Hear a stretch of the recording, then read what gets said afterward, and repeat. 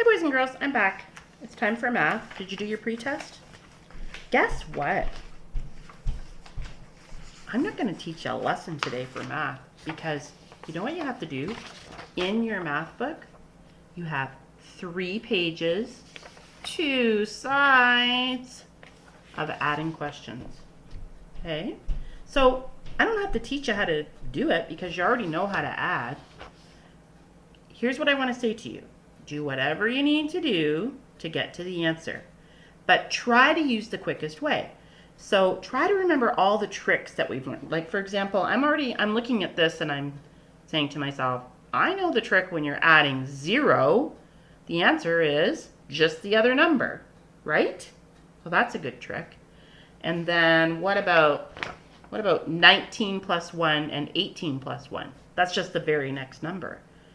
Okay, now for some of the tougher ones, you might need to get some counters, and that's okay. Or you might need to get your touch math page out. That's okay too. Whatever you need to do to get to the answer. But like Mrs. Card always says, the best thing is if you can memorize the fact, then you'll be able to whip through these pages. But it's okay if it takes you extra time. And you might want to, to warm your brain up, you might want to go on IXL and make sure you're doing the drill where it says addition facts to 20. Some of you are trying things that Mrs. Card hasn't even taught you yet. So you have to wait until I teach you.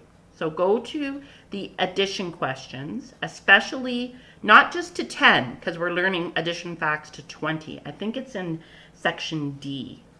And try those exercises first to warm up your brain, and then you'll probably be better prepared to do these pages. Okay? So have fun with them. There is a bit of a pattern to it, because here you're starting with 11, and here you're starting with 12. Well, that's kind of fun. Then you're starting with 13,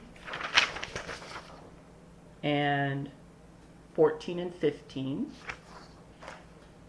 and 16 and 17,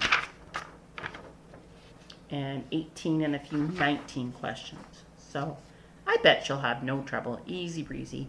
So that's all I have to say about math today. So let's see, we have one more day of adding for tomorrow, and then we're going to start subtraction next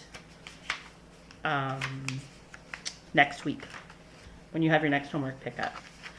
But I'm just looking in the book, and I'm seeing that today you get to read the story I wrote about my pets. That's kind of fun. And then you're going to write your own story. And I'll just remind you, Mrs. Card wants you to write, when you write your sentence, when you write your story about your pets or your stuffy, whichever you like, 3 sentences. The first one, you're going to tell me the name of your pet and what it is. And then in the next sentence, you're going to tell me something that you do with your pet. And then in the third sentence, you're going to tell me something that you like about your pet. So since I'm asking you to write 3 sentences, that means I need to see at least 3 capitals and 3 periods. Okay? Now, don't forget, you're also going to put capitals on your pet's names, because names always get capitals. And some of you are forgetting, I noticed as I'm going through your work, that when you're talking about yourself, I am 6 years old. You always put a capital. It doesn't matter where it is in the sentence. Okay? Don't forget, every good sentence starts with a capital, ends with a period. Well, maybe, unless you're asking a question or showing strong feeling. And then always makes sense.